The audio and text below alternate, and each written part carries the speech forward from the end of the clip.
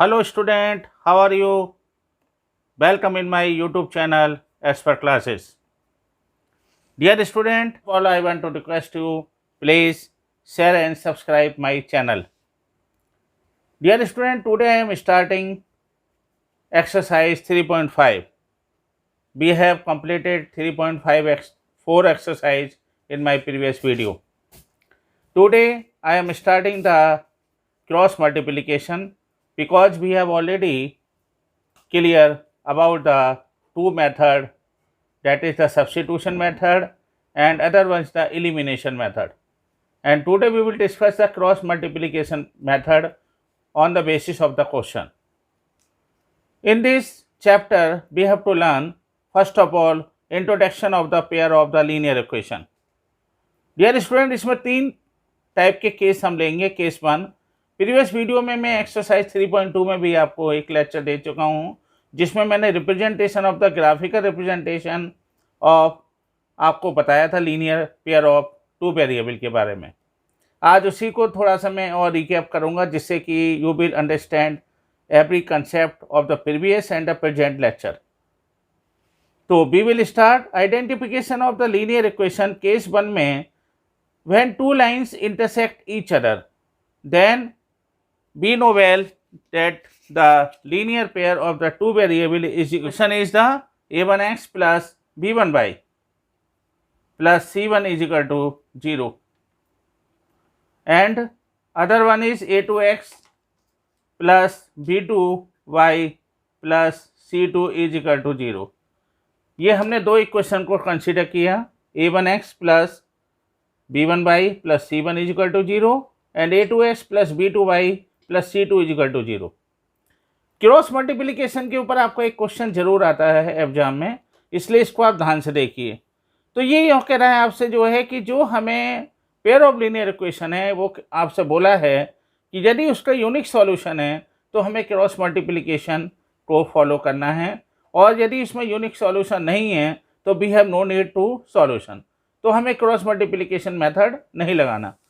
तो यही हमने करा है यहाँ पे. तो मैंने आपको लिखा हुआ है when two line intersect each other, तो कंडीशन ये होती है a1 upon a2 is not equal to b1 upon b2, और ऐसे केस में भी दे हैव यूनिक सॉल्यूशन, और जो इक्वेशन के जो सॉल्यूशन होते हैं वो यूनिक होते हैं, यानी x और y का कोई ना कोई वैल्यू आपको मिलेगी. और जैसे मैंने सपोज करिए यहाँ पर एक इक्वेशंस मुझे मिली हुई है x minus 2y plus 1 is equal to 0 and other equation we have given 3s plus 4y minus 10. इसको ध्यान से समझिए आप जो है, जिससे आपको कोई भी प्रॉब्लम ना आए. तो पहले मैंने क्या करा, I have compare with a1x plus b1y plus c1 is equal to 0. अब आप इजीली मुझसे बता सकते हैं आप a1 इज इक्वल टू कितना है, 1 है, b1 इज इक्वल टू कितना है आपका -2 है and c1 is equal to 1 है. अगेन इसको भी कंपेयर करवा देता हूँ, a2x plus b2y plus c2 is equal to 0. What will be a2 is equal to 3, b2 is equal to 4 and c2 is equal to -10. Okay, अब आपको ये करना है कि सबसे पहले a1 अपॉन a2, चूँकि हमारी कंडीशन क्या है, यूनिक सॉल्यूशन के लिए हमारी कंडीशन है a1 अपॉन a2, तो a1 अपॉन a2 निकाल दीजिए और b1 अपॉन b2 निकाल दीजिए. यदि वो दोनों इक्वल नहीं हैं तो यूनिक सॉल्यूशन होगा. जरा देखें क्वेश्चन के अकॉर्डिंग हमने यही करा, a1 अपॉन a2, तो a1 कितना है हमारा 1 है, अपॉन a2 कितना है हमारा 3 है यहाँ पर. ओके, अब b1 अपॉन b2 हमारा b1 कितना है, b1 is equal to -2 and v2 is equal to कितना है 4. तो this will be equal to -1 upon 2. तो we can say a1 upon a2 is not equal to b1 upon b2. Okay, तो ये हमारी जो लाइनें होंगी वो लाइनें हमारी कैसी होंगी, इंटरसेक्टिंग लाइन. इंटरसेक्टिंग लाइन का मतलब क्या हो गया, इंटरसेक्टिंग लाइन का मतलब ये है कि यदि दो लाइनें मान लीजिए हमारा ग्राफिकल में हम जब रिप्रेजेंटेशन करेंगे, तो यदि एक लाइन हमारी ये जा रही है और दूसरी लाइन ये जा रही है, तो ये एक पॉइंट जो होगा वो इंटरसेक्टिंग पॉइंट होगा, और ये जो हमारी लाइनें होंगी ये यूनिक सॉल्यूशन रिप्रेजेंट करेंगी. ओके, तो इसका मतलब हमें ये अच्छी तरह से याद रखना है कि जब भी लाइन इंटरसेक्ट होंगी तो उनके यूनिक सॉल्यूशन होंगे। डियर स्टूडेंट, केस नंबर 2 भी आप जरा ध्यान से देखिए। केस नंबर 2 में मैंने आपको प्रीवियस वीडियो में बताया था एक्सरसाइज 3.2 में कि जब टू लाइनें पैरेलल होती हैं तो A1/A2 is equal to B1/B2 equal होंगे, लेकिन which is not equal to C1/C2, लेकिन C1/C2 इक्वल नहीं होंगे और ऐसी लाइनों के नो सॉल्यूशन आएंगे। सही है, मतलब हमारी जो लाइन है वो किस टाइप से होंगी, हमारी जो लाइन है वो इस टाइप से होंगे। मान लीजिए ग्राफिकल रिप्रेजेंटेशन हमने किया, एक लाइन हमारी ये हुई और दूसरी लाइन हमारी ये वाली हो गई। दोनों लाइनें पैरेलल हैं और पैरेलल होने के कारण हम कह सकते हैं इनकी जो कंडीशन होगी A1/A2 is equal to B1/B2 होगी, लेकिन ये इक्वल नहीं होगी C1/C2। ओके, अब जरा इसके ऊपर हम देखते हैं क्वेश्चन हमें दे रखा है, जैसे मैंने आपका एग्जाम्पल लिया हुआ है, x minus y plus 3, x minus y plus 3, तो यही हमने लिया है यहाँ पर। और दूसरा हमें दे रखा है इसने 2x माइनस 2y प्लस 7, जैसे मैंने आपको अभी बताया था A1x plus B1y plus C1 से इसको कंपेयर करवा दीजिए और इसको भी आप दोबारा ले लीजिए यहाँ पर A2x plus B2y plus C2, ये ले लिया आपने। अब आप क्या लिखेंगे, A1 इज इक्वल टू कितना है आपका यहाँ पर 1, B1 इज इक्वल टू कितना आ रहा है आपका -1 and C1 is equal to कितना आ रहा है आपका 3। ये कितना आया, A2 is equal to 2, B2 is equal to -2 and C2 is equal to 7। अब जो हमारे पास ये मिल गया है तो आप मुझे इजीली बता सकते हैं A1/A2 का हमने करा A1 इज इक्वल टू हमारा आ रहा है 1, A2 मेरा आ रहा है यहाँ पर कितना 2, B1/B2, B1 कितना है -1/B2 कितना -2, यानी माइनस से माइनस कैंसिल, तो ये 1/2 ही आ गया। अब हमें लेना है C1/C2, C1 कितना है हमारा, C1 है 3 और C2 है हमारा 7, तो इसका मतलब हम कह सकते हैं कि यहाँ पर हमारा A1/A2 is equal to B1/B2 और is not equal to C1/C2। दो ही कंडीशन मैंने आपको बताई है, दोनों कंडीशन में आपको समझ में आ गया होगा कि यूनिक सॉल्यूशन में A1/A2 is not equal to B1/B2 होता है, और जब हम निकालते हैं कि लाइन पैरेलल होती हैं या नो सॉल्यूशन होते हैं तो A1/A2 इज इक्वल टू होता है B1/B2 which is not equal to C1/C2। Dear student, अब हम क्या करेंगे, हम एक तीसरा केस और लेंगे कि यदि लाइन कॉन्सिडेंट है। अब कॉन्सिडेंट का भी मतलब समझ लीजिए। सबसे पहले तो आप, कॉन्सिडेंट का मतलब होता है जब एक लाइन के ऊपर दूसरी लाइन एडजस्ट करे, यानी सपोज करिए दो जो हमें इक्वेशन दे रखी हैं और उसके जब हमने सॉल्यूशन निकाले तो सॉल्यूशन इक्वल हैं, तो वो लाइनें कहलाती हैं कॉन्सिडेंट। और ऐसे केस में सबसे बड़ा बेनिफिट ये होता है कि A1/A2 is equal to B1/B2 is equal to C1/C2, तीनों ही इक्वल आएंगे। ओके, तो इसका मतलब हम इसके ऊपर क्वेश्चंस लेते हैं, जरा आप इसको ध्यान से देखिए। यहाँ मैंने लिखा हुआ है व्हेन टू लाइंस कॉन्सिडेंट होंगी when A1/A2 is equal to B1/B2 is equal to C1/C2। मैंने यहाँ पर क्या है, एक बात और ध्यान रखना, जब ये कॉन्सिडेंट है तो इनफाइनाइट नंबर ऑफ सॉल्यूशन होंगे। क्यों होंगे, बिकॉज जो भी वैल्यू हम x और y की लेंगे वो सेम आएंगे, इसलिए जो सॉल्यूशन आएंगे वो infinite number of the solution होंगे।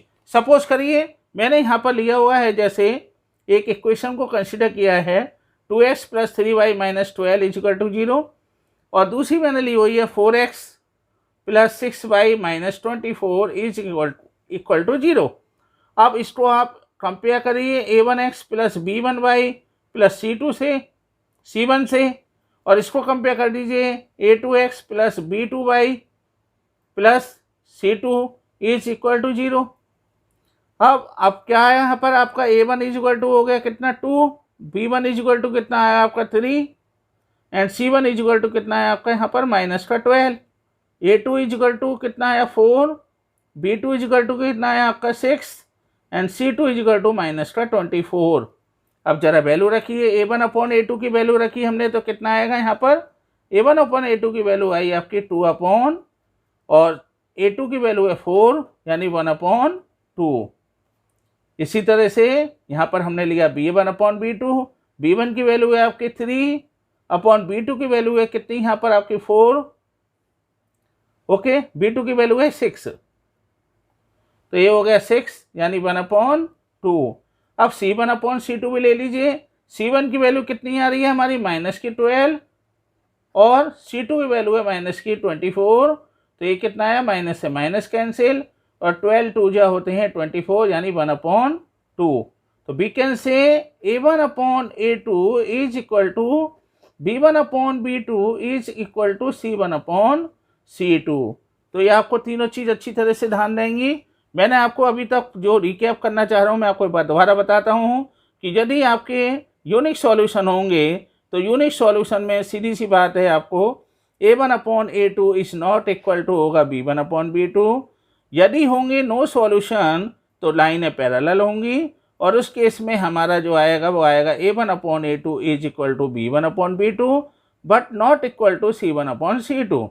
और तीसरा केस है यदि इनफाइनाइट नंबर ऑफ सॉल्यूशन होंगे तो इनफाइनाइट नंबर ऑफ सॉल्यूशन में ये तीनों इक्वल होंगे और लाइनें जो है कॉन्सिडेंट होंगी, यानी A1 upon A2 is equal to B1 upon B2 is equal to C1 upon C2।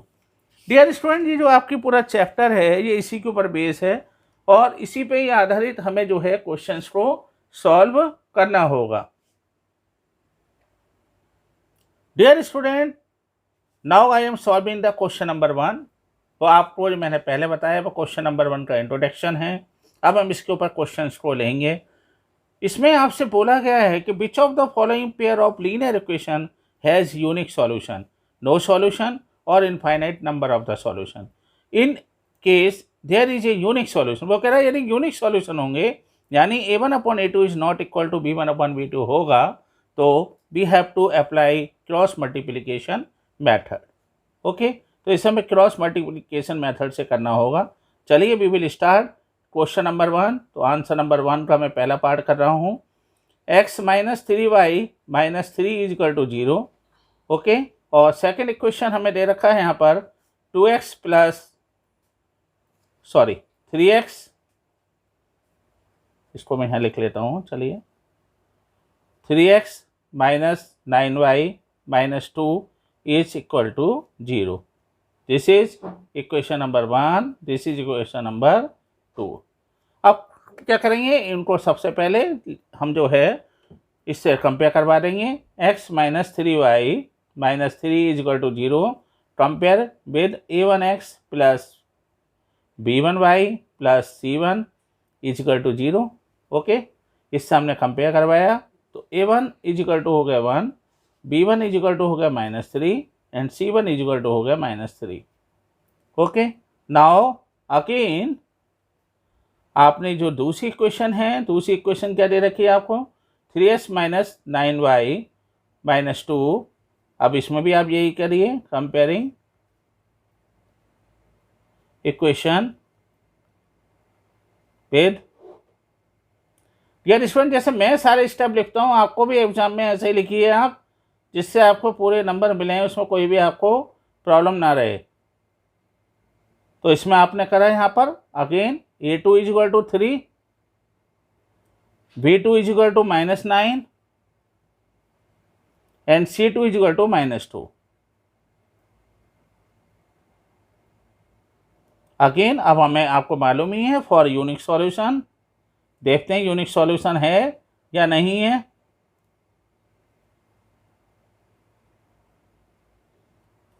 Unique solution के लिए सबसे पहले हमने A1 अपॉन A2 लिया। A1 अपॉन A2 का मतलब हो गया 1 अपॉन कितना है आपका 3। अब ले लिया हमने B1 upon B2, B1 upon B2 लिया तो कितना है, B1 कितना है हमारे यहाँ पर -3 upon -9 is equal to 1 upon 3। Okay, अब C1 अपॉन C2 ले लीजिए। C1 upon C2 is equal to कितना है, C1 इज इक्वल टू हो गया आपका -3, C2 इज इक्वल टू -2। अब आप देख के बता रहे होंगे ये यूनिक सॉल्यूशन की कंडीशन नहीं है। क्यों नहीं है, because A1 upon A2 is equal to B1 upon B2 is not equal to C1 upon C2। तो this is not the condition of unique, this is not condition for unique solution. Okay, अब जो unique solution के लिए condition नहीं है तो हम कह सकते हैं कि इसमें जो है यूनिक सॉल्यूशन नहीं है, तो here is not a unique solution. और जब यूनिक सॉल्यूशन नहीं है तो हमें सॉल्यूशन को क्रॉस मल्टीप्लिकेशन करने की ज़रूरत नहीं है। There is no solution, there is no unique solution लिख दीजिए आप, बल्कि इसको यूनिक सॉल्यूशन। ओके, कोई प्रॉब्लम नहीं, तो बहुत अच्छी बात है तो आप मुझसे कमेंट में पूछ लीजिए। अब मैं आपको इसका सेकंड पार्ट करवा रहा हूँ, आंसर नंबर फर्स्ट का 2 पार्ट। ज़रा ध्यान से देखिए, 2x plus y is equal to 5 and second equation में यहाँ लिख देता हूँ जिससे कोई प्रॉब्लम ना रहे, 3x plus 2y minus is equal to 8। सबसे पहले तो इसको आप अच्छी तरह से समझ लीजिए कि इसको आप इक्वेशन के रूप में लिखिए, और इक्वेशन के रूप में लिखने के लिए मैंने आपको बता रखा है कांस्टेंट साथ में लेके आइए और इज इक्वल टू 0 रख दीजिए, जो कि इक्वेशन की पहचान ही यही है कि इज इक्वल टू 0 होगा। और यहाँ पर कितना आ गया, 3x प्लस 2y माइनस का 8 इज इक्वल टू 0। अब इसको कंपेयर करवा दीजिए, तो कंपेयरिंग विद, इस वाली को आप कंपेयर करवाइए, a1x plus b1y plus c1 is equal to 0 and इसको आप कंपेयर करवा दीजिए, comparing with a2x plus b2y plus c2 is equal to 0 and a1 is equal to हो गया आपका 2 और b1 इज इक्वल टू हो गया कितना आपका 1, c1 इज इक्वल टू हो गया -5, a2 इज इक्वल टू कितना हो गया आपका यहाँ पर, a2 is equal to 3, b2 is equal to कितना है 2 and c2 is equal to -8। अब सबसे पहले हम वही करेंगे, a1 अपॉन a2 निकालिए, ये हो गया आपका 2 अपॉन 3, b1 अपॉन b2 निकालिए, b1 अपॉन b2 हो गया 1 अपॉन b2 है आपका 2 एंड c1 अपॉन c2 निकाल दीजिए, -5 एंड -8। ओके, अब इसको ध्यान से देखिए, क्या a1 upon a2 is equal to b1 upon b2 है, नहीं है, तो इसका मतलब जो a1 upon a2 is not equal to b1 upon b2 है, तो ये सॉल्यूशन कैसे होगा, तो here is the unique solution.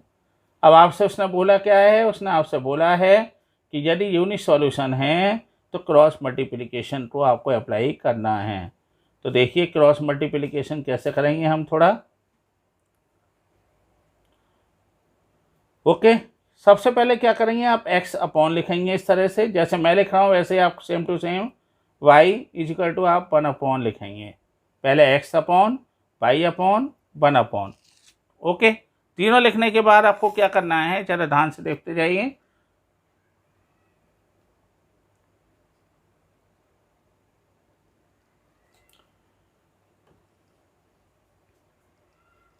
इसको आपने लिखने के बाद सबसे पहले हमें जो लेना है x अपॉन और y अपॉन और z अपॉन। तो पहले आप एक काम और करना, मैं आपके सामने करना चाहूँगा, जो मेरी इक्वेशन है उसको आप ऐसा का ऐसे ही लिख दीजिए, 2x plus y minus 5 is equal to 0, और दूसरी इक्वेशन क्या थी आपकी 3x plus 2y minus 8 is equal to 0। बहुत ईजी लगेगा आपको, कोई भी प्रॉब्लम आपको नहीं आएगी। ज़रा ध्यान से देखिए इसको, मैं आपको सामने बताऊंगा। जब मैं x वाले लिखूंगा तो x वाले को आप हाइड कर लीजिए, क्या है ये आपका 1, इसका कोफिशिएंट 1 और 2, इसका 1 और इसका 2, इसका कितना है फिर माइनस के 5 और माइनस का 8। ओके, इसको लिख दीजिए। अब क्या लिखा हमने 1 2, दूसरा इधर क्या लिखा माइनस के 5 और माइनस का 8, इसमें तो कोई डाउट नहीं है आपको। अब हम आए y वाले पे, तो आप y वाले को हाइड कर लीजिए। जब हमने y वाले को हाइड किया तो पहले क्या आएगा, ये वाला आएगा -5 अपॉन -8, तो -5 अपॉन ये सॉरी -5 -8 और उसके बाद पहला 2 अपॉन 3। मेरी बात को समझ रहे हैं आप नहीं? y वाले को मैंने जब हाइड किया तो उसके बाद में कौन सा आ रहा है, ये आ रहा है ना -5 -8 और उसके बाद क्या आ रहा है 2 अपॉन 3। पर उल्टा मत लेना, जो उसके बाद का है वो पहले लेना है। तो यहाँ पर क्या आएगा आपका -5 -8 और ये कितना आ गया 2 और 3। अब इसके बाद हमारा जो कांस्टेंट है उसको हाइड कर लीजिए। कांस्टेंट को हमने जो हाइड किया तो ये कितना आएगा आपका यहाँ पर, ये आ रहा है आपका कितना 2 और 3 और 1 और 2। ओके, तो अब हमने इसको क्या करा, 2 3 1 2। अब हम क्या करेंगे, इसको हम इजीली जो है क्रॉस, कोई नाम से ही पता चल रहा है क्रॉस मल्टीप्लिकेशन है, तो क्रॉस मल्टीप्लिकेशन हम यहाँ पर अप्लाई कर लेंगे। बहुत इजी है, आपको समझ में आएगा, ऐसी बात नहीं है। सबसे पहले देखिए इसको ध्यान से, 1 की -8 में हमारा मल्टीप्लिकेशन हो रहा है तो माइनस का 8। जब भी हम रिवर्स डायरेक्शन में करेंगे तो माइनस का साइन लगाएंगे, और माइनस से बचने के लिए, जिससे कि कोई गलती ना हो, तो -5 के 2 में करेंगे तो माइनस का 10 is equal to y upon, दोबारा से आइए फिर माइनस के 15, और ये कितने हो गए आपके माइनस के 16, लेकिन पहले माइनस और फिर माइनस के 16 इज इक्वल टू कितना आएगा आपका 1 अपॉन, ये ले लिया आपने, ये कितना 4, और ये कितना है माइनस का 3, तो x अपॉन ये कितना आ गया माइनस का 8 और minus minus plus is equal to y upon minus के 15 minus minus plus 16 is equal to 1 upon 4 में से 3 गया 1, x अपॉन ये कितना है आपका 2 is equal to y upon 1 is equal to 1। अब पहले इसके साथ इसको ले लीजिए, तो s की वैल्यू कितनी आई, और ऐसे फिर इसके साथ इसको ले लीजिए, y upon 1 is equal to 0, x is equal to आ गया आपका 2 क्रॉस मल्टीप्लिकेशन, और y इज इक्वल टू आपका कितना आ गया 1। दोनों वैल्यू आपको मिल गई, यही हमें यहाँ पर निकालना था। और चूँकि आप जानते हैं कि यूनिक सॉल्यूशन में हमें 2 वैल्यू मिलेंगी, चूँकि हमारा जो लीनियर पेयर है वो उसमें 2 वेरिएबल हैं, तो 2 वेरिएबल में हमें x और y की वैल्यू मिल गई हैं। तो dear student, in my opinion you have understand each and every point which is describe by me. तो इसको आप ध्यान से समझिए और अच्छी तरह से इसको प्रैक्टिस करिए। प्रैक्टिस से ही ये आपकी समझ में ज़्यादा से ज़्यादा आएगा। बस मैं आपसे यही रिक्वेस्ट करता हूँ कि मेरे चैनल को आप लाइक करें, शेयर करें और सब्सक्राइब करें, और प्रेस बेल आइकन, जिससे कोई भी नोटिफिकेशन मेरे नई वीडियो का आएगा तो आपको समय से मिल जाएगा। Thank you very much.